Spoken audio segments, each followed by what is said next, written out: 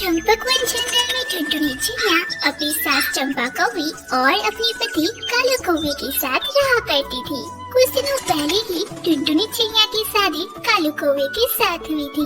एक दिन चंपा कौवी अपनी बहू टुनटुनी से कहती है, अरे टुनटुनी बहू, ये ले तेरे हनीमून की टिकट है, अब जा जल्दी से जाने की तैयारी कर। माँ जी, इसकी क्या जरूरत थी? अरे टुनटुनी बेटा, जब कालू के पापा जिंदा थे ना, तब वे तो मुझे हर साल ही घुमाने लेकर जाते थे, और अभी तो तेरा ब्याह हुआ है, अब जा जल्दी जाकर तैयारी कर। अगले ही दिन टुनटुनी चिड़िया और कालू कौवा शिमला के जंगल में घूमने के लिए रवाना हो जाते हैं।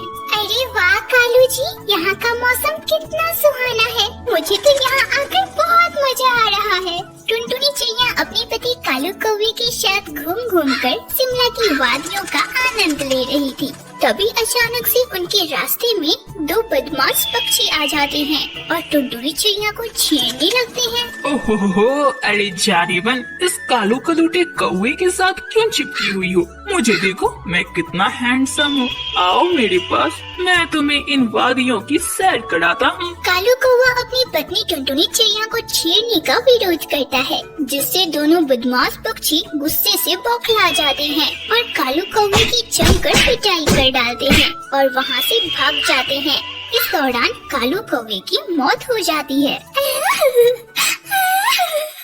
कालू जी उठिए ना, आप मुझे ऐसे छोड़कर नहीं जा सकते। कालू जी आपके बिना मेरा क्या होगा? कालू जी उठिए ना। रोती बिलखती बेचारी टुनटुनी चिड़िया किसी तरह अपने घर वापस आती है। अरे टुनटुनी बहू, तुम इतनी जल्दी वापस कैसे आ गई? और मेरा बेटा कालू कहीं नजर नहीं आ रहा, वो कहाँ है? माँ जी सब कुछ खत्म हो गया माँ जी। कालू जी को गुंडों ने मार डाला माँ जी। भगवान, ये क्या हो गया मेरे बच्चे को? अगर मुझे पता होता तो मैं अपने लाल को अपने से दूर करती ही नहीं। इस हादसे के बारे में जब टुनटुनी चिड़िया की माँ को पता चलता है तो वह जल्दी से उड़ती उड़ती टुनटुनी चिड़िया से मिलने आती है। अरे टुनटुनी बेटा, ये सब क्या हो गया? मुझे जैसे ही दामाद जी के बारे में पता चला, मैं जल्दी से उड़ती उड़ती तुझसे मिलने आ गई। बेटिया, अब तू यहाँ रहकर क्या करेगी? चल मेरे साथ अपने मायके चल, और अभी तेरी उम्र ही क्या हुई है, मैं तेरी दूसरी शादी करवा दूंगी। चल बिटिया। अरे माँ, ये तुम कैसी बातें कर रही हो? अभी मेरे पति कालू जी की चिता की आग भी नहीं बुझी और तुम मेरी दूसरी शादी करने की बात कह रही हो? माँ, तुम यहाँ से चली जाओ, मैं मायके नहीं जाऊंगी। माँ, मैं अपनी सासू माँ के साथ यहीं रहूंगी। माँ, तुम यहाँ से चली जाओ। टुनटुनी बेटा, आज से तो मेरी बहू नहीं, तू आज से मेरी बेटी है। मैं तुझे अपनी बेटी बनाकर रखूंगी। इसी तरह कुछ महीने बीत जाते हैं। एक दिन टुनटुनी चिड़िया अपनी सास चंपा कौवी से कहती है, माँ जी, अब घर का खर्च चलाने वाला कोई नहीं है। मैं सोच रही थी कि क्यों ना मैं कहीं नौकरी कर लूं। हाँ टुनटुनी बहू, कह तो तुम ठीक ही रही हो। अगर तुम्हें कोई अच्छी नौकरी मिल जाए तो तू कर ले। कुछ दिनों बाद ही टुनटुनी चिड़िया को एक हॉस्पिटल में नौकरी मिल जाती है।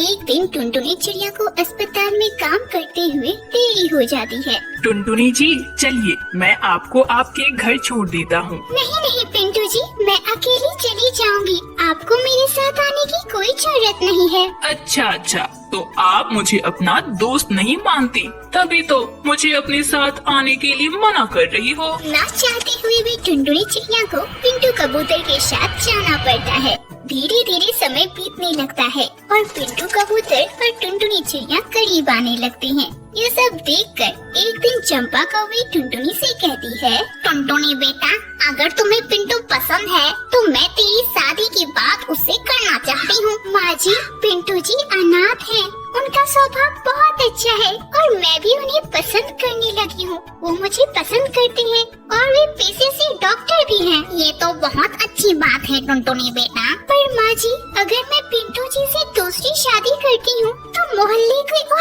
आसपास के पड़ोसी पक्षी हमें क्या कहेंगे? अरे उन्हें जो सोचना है सोचने दे, तू अपनी सोच। 2-4 दिन बातें बनाएंगे और फिर भूल जाएंगे। कुछ दिनों बाद ही एक चंपा कौवी अपनी विधवा बहू टुनटुनी चिड़िया की शादी पिंटू कबूतर के साथ कर देती है। अब टुनटुनी चिड़िया अपने पति पिंटू कबूतर के साथ अपनी आगे की जिंदगी खुशी खुशी बिताने लगती है।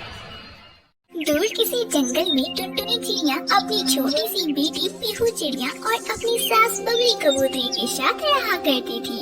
एक दिन टुनटुनी चिड़िया अपनी बेटी पीहू चिड़िया को समझाते हुए कहती है, देखो पीहू बेटा, हम सभी बहुत गरीब हैं, इसलिए हमें कुछ ऐसे खर्च कम करने होंगे जिससे हमें कुछ पैसों की बचत हो सके। माँ, फिर हम उन पैसों का क्या करेंगे? पीहू बेटा, वो पैसे तुम्हारी पढ़ाई और जरूरतों की चीजों में खर्च होंगे, इसलिए बिना कुछ सोचे समझे फिजूल के पैसे खर्च मत करना। पर मम्मा, मैं तो पैसे खर्च करती ही नहीं हूँ, मुझे जो भी जरूरत पड़ता है मैं उसे आपको बता देती हूँ, आप ही तो मुझे लाकर देती हो। तभी वहाँ टुनटुनी चिड़िया की सास बबली कबूतरी आ जाती है और बीच में ही बोल पड़ती है, अरे बहू, तो ये क्या बोल रही है? तू अपने जैसा इसे भी बनाना चाहती है क्या? काम चोर कहीं की, खुद तो एक काम करती नहीं और अब इसे भी बोल रही है कि एक काम ना करे। माँ जी, आप ये कैसी बातें बोल रही हो? वह भी नन्ही सी बच्ची के सामने। माँ जी, अरे तो मैंने इसमें क्या गलत बोल दिया? जब से तू इस घर में आई है, घर का बंटाधार हो गया है।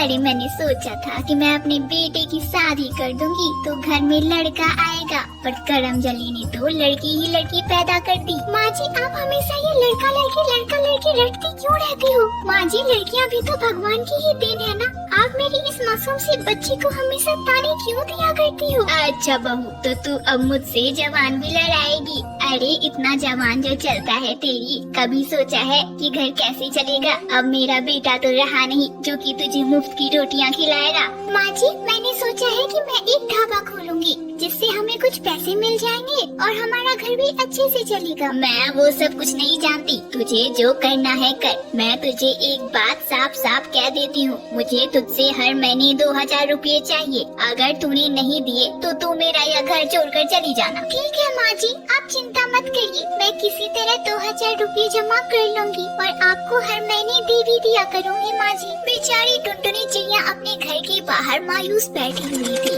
तभी वहाँ उसका भाई आ जाता है और उससे कहता है, क्या बात है बहना, तो यहाँ मायूस क्यों बैठी हुई है? अरे भैया, आप कब आए? मैंने तो ध्यान ही नहीं दिया। अरे तो वो सब छोड़, ये बता मुझे कि तुझे आखिर हुआ क्या है? तू इतनी उदास क्यों है? भैया, आपको तो पता ही है कि बंटी जी अब नहीं रहे। बंटी जी के जाने के बाद घर की सारी जिम्मेदारी मुझ पर ही आ गई है। आखिर घर कैसे चलाऊं मैं? भैया, इसके लिए मैंने सोचा भी कि मैं एक ढाबा खोल लेती हूँ, पर भैया समझ नहीं आ रहा कि ये ढाबा आखिर किस जगह खोलूं। अरे बहना, तो इसमें सोचने वाली क्या बात है? हमारे जंगल में जो बांस वाली पुल है ना, वही पास में एक टीला है, तू वहीं पर अपना ढाबा खोल ले। पर भैया, वह टीला तो बहुत ऊंचा है, क्या वहाँ कोई ग्राहक आएंगे? भैया, ऐसा ना हो कि मेरा ढाबा खुलने से पहले ही बंद हो जाए। अरे बहना, इसके दो फायदे हैं। अगर कोई पक्षी उस टीले के पास जाएगा तो इतनी ऊंचाई पर उसे बहुत जोर की भूख लगेगी, तो वह तेरे ही ढाबा से खाना खाएगा। हाँ भैया, आप सही बोल रहे हो, मुझे वही ढाबा खोल लेना चाहिए। टुनटुनी चिड़िया बिल्कुल ऐसा ही करती है, वह उस ऊंचे टीले पर अपना ढाबा खोल लेती है। तभी वहाँ एक मंझला कौवा आता है। अरे टुनटुनी, तुम भला यह सब क्यों करती हो? तुम इतनी सुंदर हो, तुम पर यह सब शोभा नहीं देता। आखिर आप कहना क्या चाहते हो भैया? साफ साफ कहिए। अरे ना टुनटुनी, भैया ना कहो मुझे, मैं तो तुमसे शादी करना चाहता हूँ और अब तो तेरा पति बंटी कबूतर भी नहीं रहा, तुम्हें भी तो एक चिड़े की जरूरत होगी। तभी वहाँ टुनटुनी चिड़िया की सास बबली कबूतरी आ जाती है। हाय राम, देखो देखो भाइयों, इस कलमुही के अंदाज तो देखो, अभी पति के मरे कुछ दिन नहीं हुए और यह दूसरे चिड़े के साथ गुलछड़े उड़ा रही है। नहीं नहीं माँ जी, ऐसा कुछ भी नहीं है, आप गलत सोच रही हो माँ जी। यह काला कलूटा कौवा तो मेरे साथ बदतमीजी कर रहा था। हाँ हाँ, तेरे में तो हीरे मोती जड़े हैं, जो तुझ पर यह लट्टू हो फिरा है, तू तो कहीं की अप्सरा उतरी है ना। अरे बेशरम, अब तू यहाँ बैठकर हम सास बहू की लड़ाई क्या देख रहा है? तुझे तो यहाँ से चले जाना चाहिए। फिर टुनटुनी चिड़िया की सास बबली कबूतरी उस कालू कलूटे कौवे को वहाँ से भगा देती है। सुन बहू, आगे से अगर मुझे यह कलवा फिर से यहाँ दिखाई दिया ना, तो मैं तुझसे जवाब मांगूंगी और हाँ, तेरा मैं वो हस्र करूँगी जो तूने सोचा भी नहीं होगा।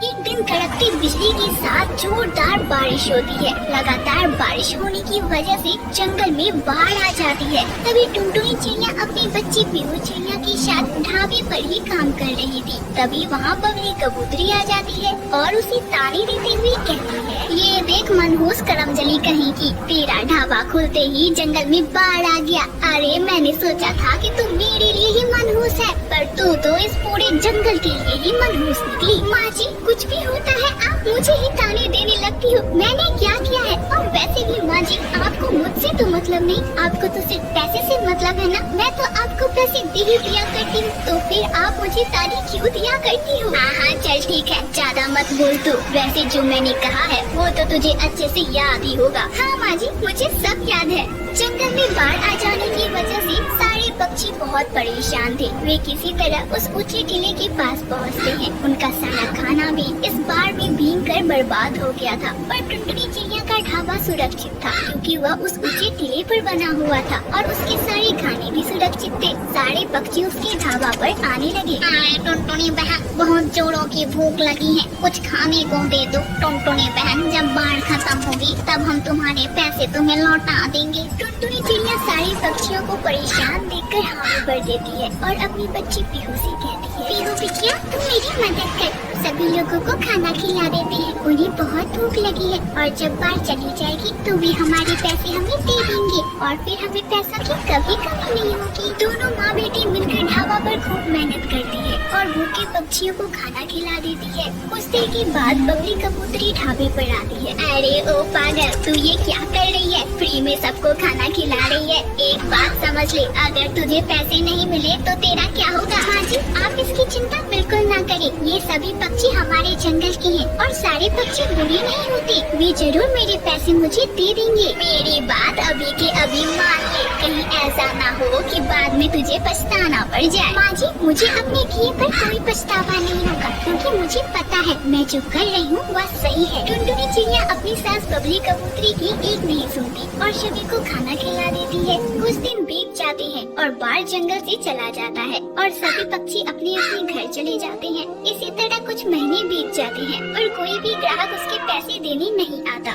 देख लिया, आ गया तेरा पैसा। किसी ने भी तेरा पैसा वापस नहीं किया ना। मैंने कहा था, अब तेरी वजह से हम सड़क पर आ गए हैं। अगर तूने कल मुझे पैसे नहीं दिए ना तो तू मेरे घर से निकल जाना, तेरा और मेरा कोई वास्ता